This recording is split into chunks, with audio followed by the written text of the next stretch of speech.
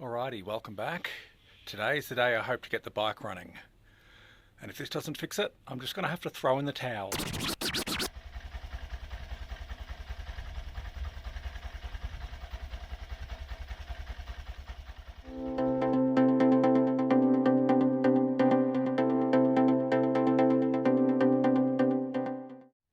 Now, I had some significant lighting issues in the last video. None of this stuff was even remotely visible.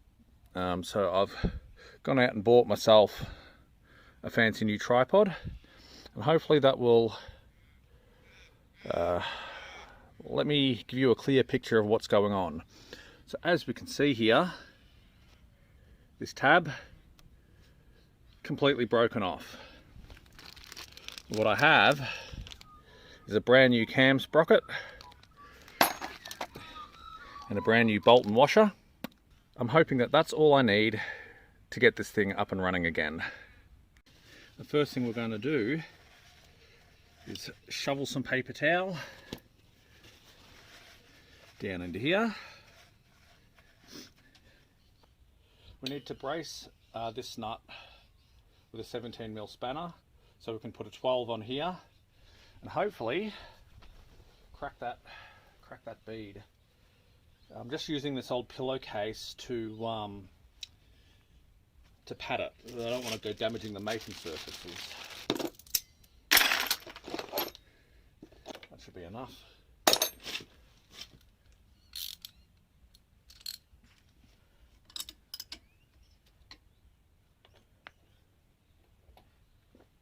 There we go.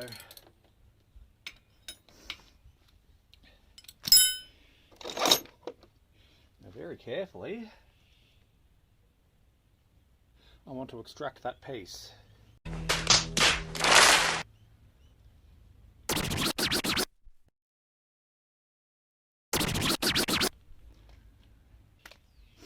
That is, of course,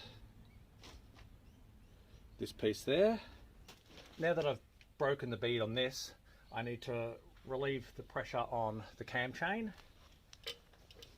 And this is where I believe I went wrong in the first place. So I'm going to try and walk you through what needs to be done here. This bolt down here at the front is the cam chain tensioner spring housing bolt. This bolt here, this one right here, the one right next to the cover bolt, we need to prime that with oil in order to give this spring in here pressure. Nothing worse as a YouTuber than doing all this effort and then realizing that the camera's off. So what is that? Is that an 8mm, I think? Now we should see all the oil that I put in last time come dripping out, which is why I've got this tray down here. There it is. There's all the oil. So there is a crush washer on the end of this bolt. Pull that spring out. The tidy end goes in. Now, up in here, we should be able to, with a little bit of persuasion,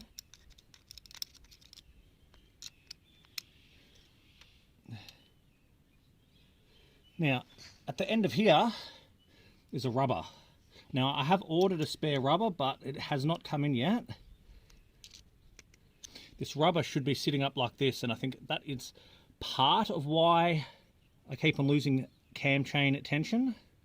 But we're just going to hope that that survives long enough to get us through, which I kind of don't think it will.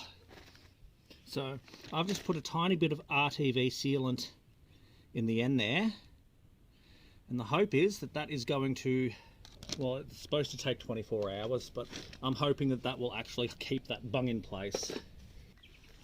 So we are just going to throw this bolt back up in there to stop the oil dripping out, because it will just continue to drip slowly.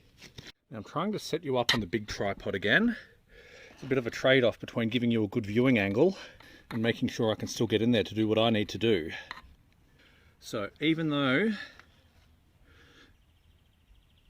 we've got the cam chain loose and we've got some paper towel down here, I'm still just going to put, this is my precautionary chain catcher.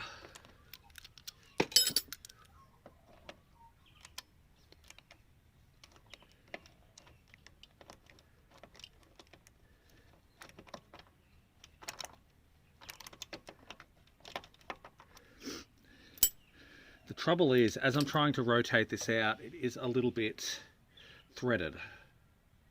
I have actually ordered an entire new cam, but unfortunately that's on back order at Honda and they do not know when it's coming back in. What I'm doing now is something I was hoping to get away with not having to do.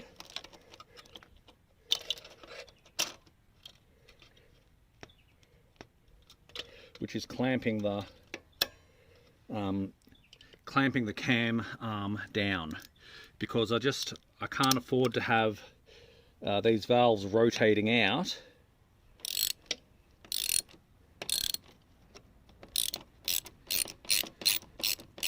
out of position while I'm undoing all of this. Now, very carefully extract the bolt. Don't drop anything yet. Now we're going to stop this chain from falling down by doing this. Okay, now this chain can just sit here for the time being. Now, how well can this show? Not very well. I might be able to zoom in on editing, but I've mangled this surface here. And it does mean that it's very hard to get the bolt in and out. The thread inside that looks all right, but it does look like it may have become fractured or cracked in there. Ideally, what I wanted to do was replace the entire cam just because of this, but unfortunately I was not able to get the parts. So just quickly, there's the old one, there's the new one. All right. As with any new piece, I'm going to get just a squirt of oil on this surface. There we go. Doesn't need to be a whole lot. This is the part where I need to make sure that I align everything perfectly again, which is, I'm afraid, has been my weakest link so far.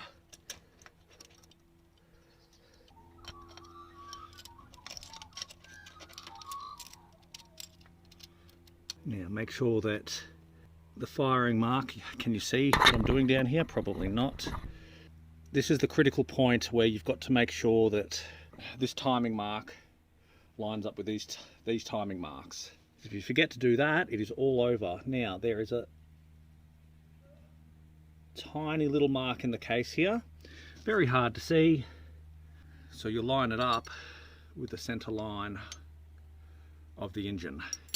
And once we have the crank lined up, we can go ahead and line up the timing marks on our sprocket.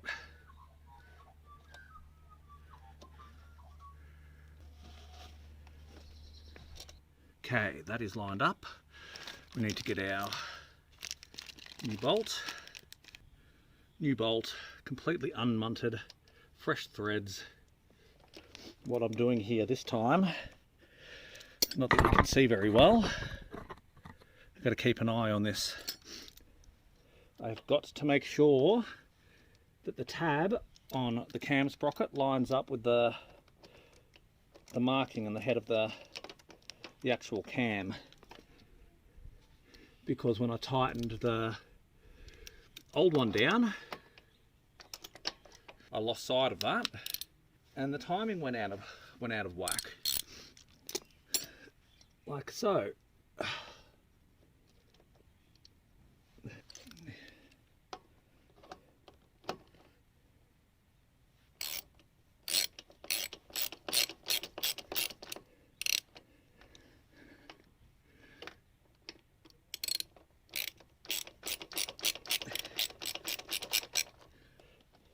Nope, it's gone out of whack. How did I let it slip? The trouble is, when it slips, it engages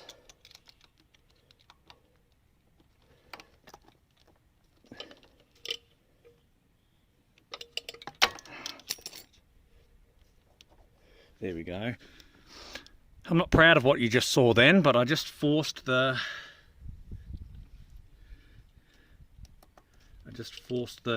timing back. Now, it is vitally important. Where's my timing mark? Timing, it's out by a tooth. Or is it? No, it should be lined up with the top there, not vertical. Line that mark up with the top.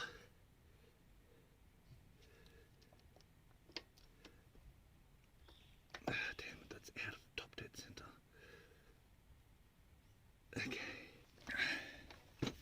I'm going to shoot myself if I don't get these marks lined up. You sort of see how easy it is for it to jump a tooth. Alright, now that's lined up. Let's get this lined up. All my marks are lined up. Let's have another crack at tightening it down. Slow and steady.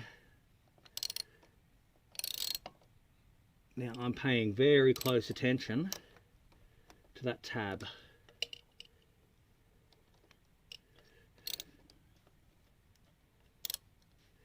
Which it feels like I just felt it snap into position, which is, it's supposed to hold itself in line.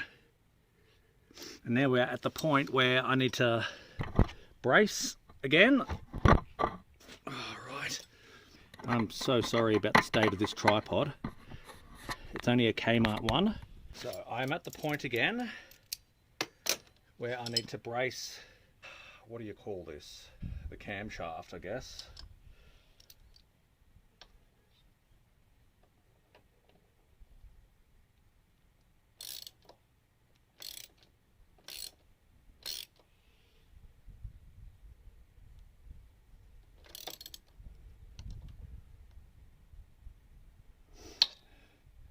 Right, foot-pounds, Newton meters. Here's where the magic happens.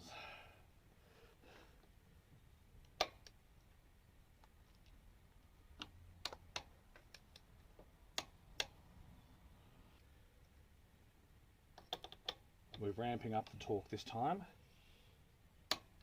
Perfect. Now, the correct torque for this is 27 Newton meters. This massive torque wrench is set to 30 because that's the smallest it goes. Now what we have to do is take you off the big tripod and put you back on the little one. Now here's where I made the mistake my first time around. Okay, let's just double check that. Do you see a very, very, very subtle mark here? That's what we're lining up with.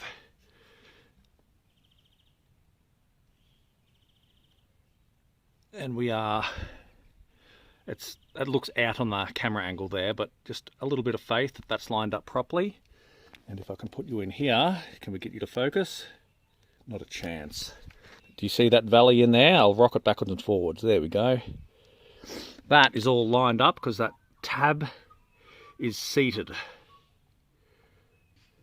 But our chain is still way too loose because of course we don't have anything in there. So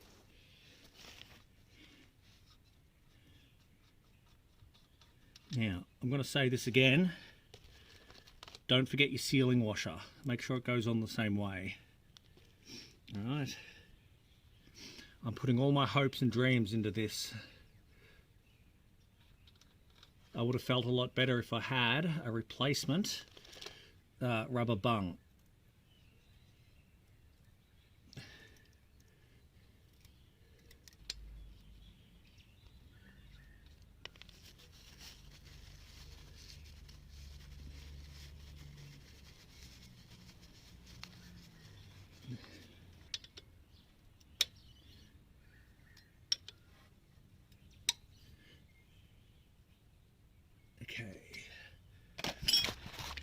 Now here's where I stopped the last time around.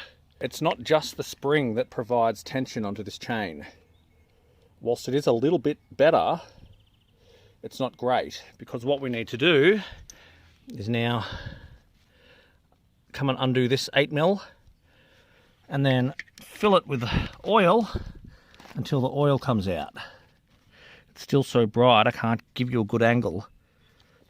I've got the torch on there and everything, but it's just not enough, is it? I fear you're just going to have to really take my word for it at this point, aren't you? Now we can expect to see a little bit of drippage out of here.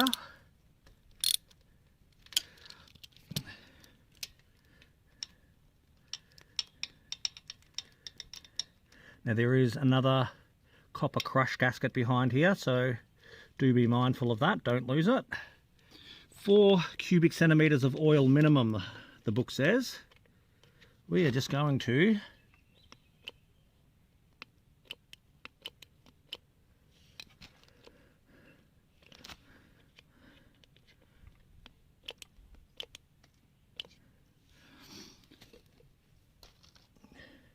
fill that up till it drips out. Now, I honestly believe that the mistake I made the first time around was assuming that because there was oil in the block, that it would be enough to pressurize the cam chain tensioner. But why would they tell you to fill it up in the book if that was the case? Now, the lighting here is absolutely terrible, and I am as sorry as always, but surely this is better than last time. Right, here's the fun part. This is the part where I decide to put it all together to the point where I can turn the key. The first thing, of course, is to turn it by hand.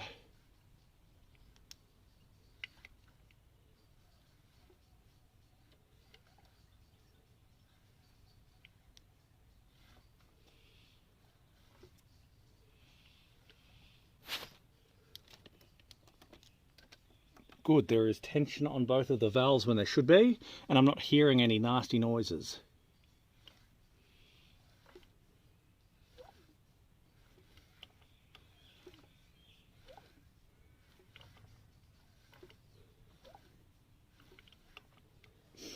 Now,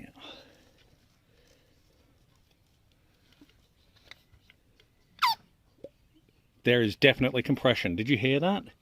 I've got my finger over the spark plug hole.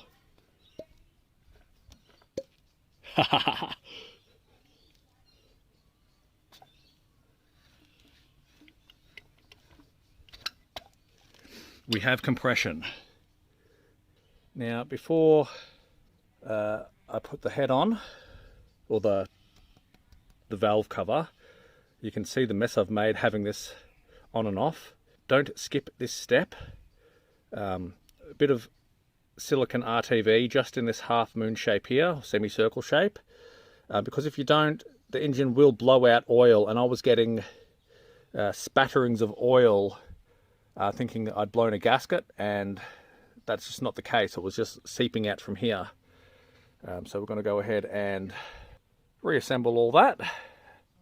I'm going to get the intake and exhaust on, and then we should be ready to fire it over. So I've only just put fuel in the tank. I'm going to set you up on the tripod now. I'm nervous, but we're going to give it a legitimate first try.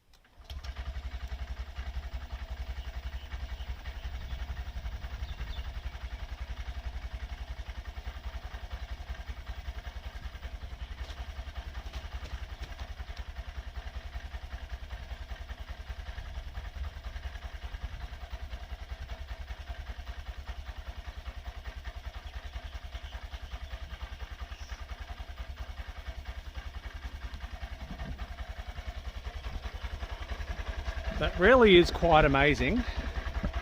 We are hearing that low idle again, but then I was playing with the idle control screw. How about that then?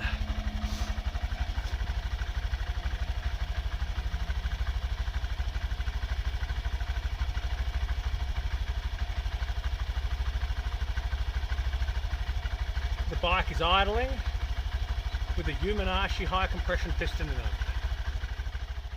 Reggie mate, I've got some excellent news. I've just turned the key again and the bike is idling with your piston in it. No funny noises coming from the valves anymore. Yeah, we're just going to let it run like that.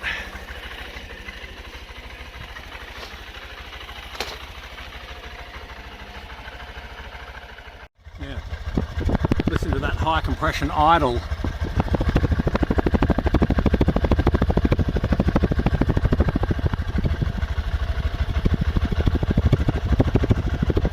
That is a handspan.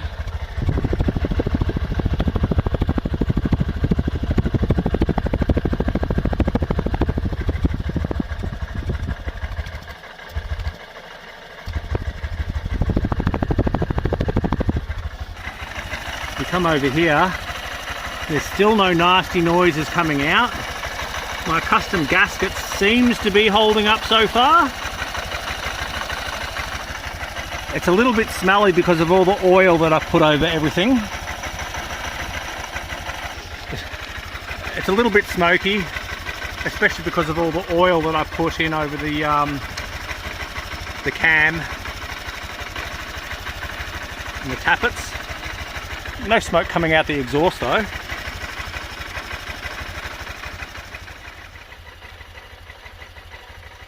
So far so good. This time around though, I'm not going to let impatience get the better of me and I'm just going to let it run. I need to go and fill up the jerry can because there's only about a half a litre of fuel in there.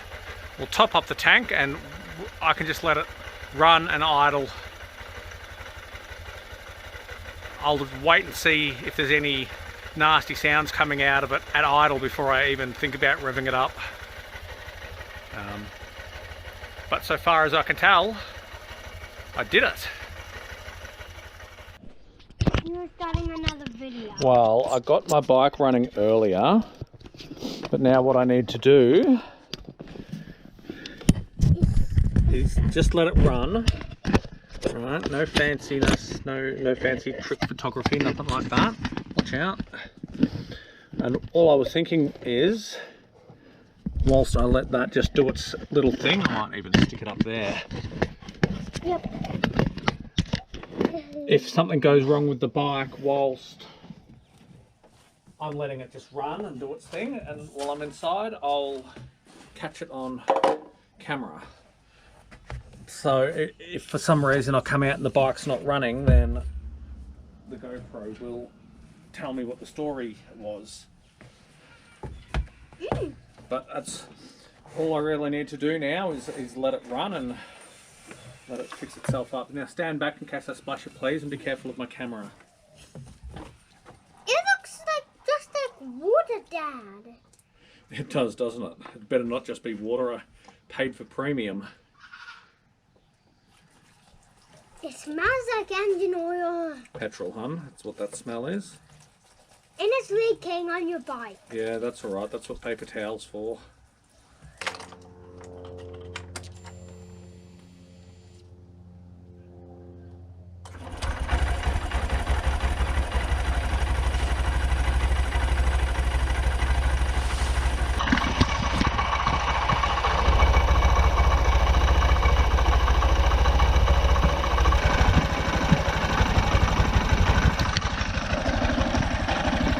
Hello GoPro. Alright, we've been running for 36 minutes, so the engine is nice and warm.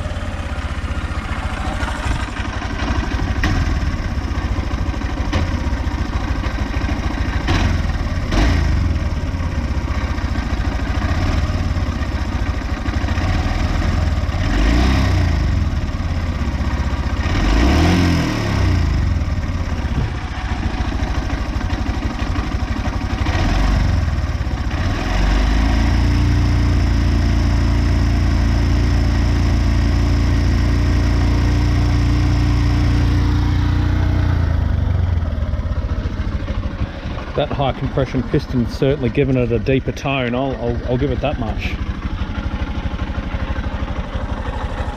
Idle sitting at around 1500, which is just about perfect.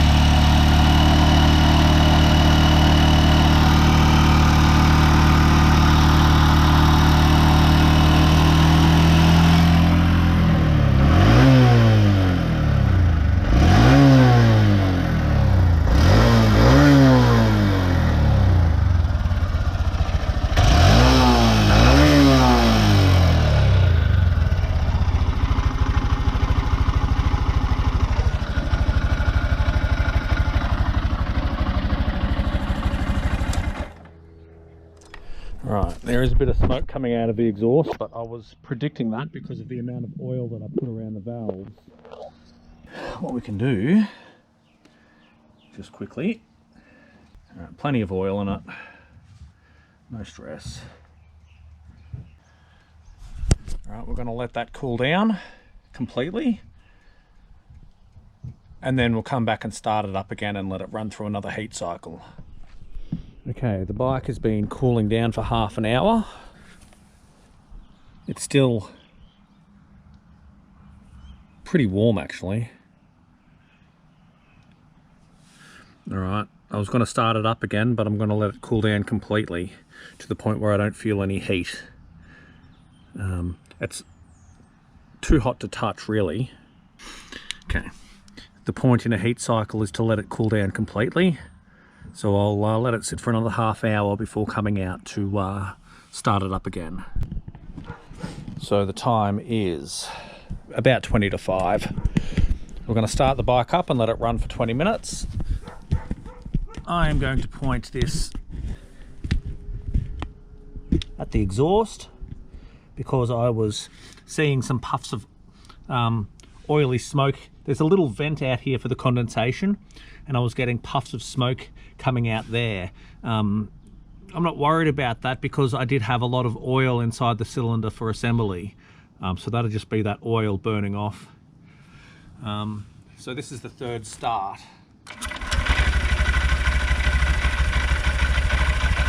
And we can't complain about that.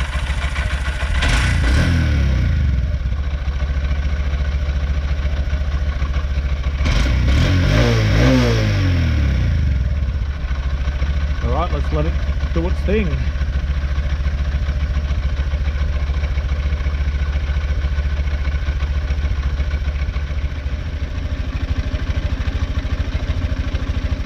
Okay, it's been running for about 15 minutes again.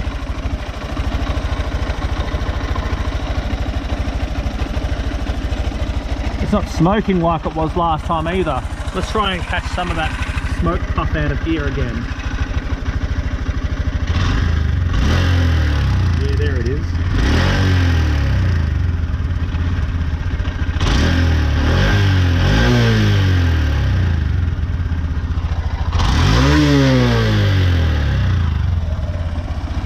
That smoke that's coming out of the vent here, that's just assembly oil. But I can rev the bike like this and it's not blowing up.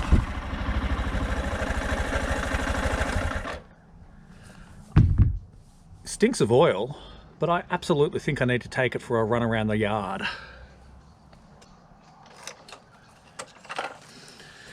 It is absolutely time for me to put the bike away, but I need to know if it runs under its own power.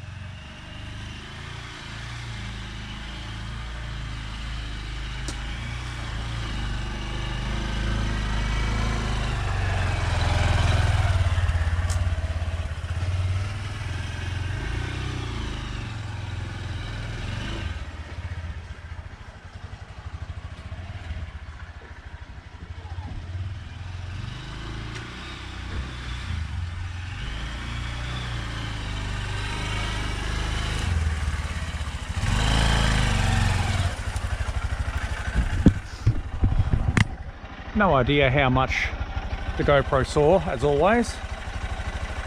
But the bike moves under its own power and it feels pretty good. So I'm out of daylight today. Tomorrow I'm going to change the oil, and then we'll see about taking it for its first ride with the Yuminashi high compression piston at long last.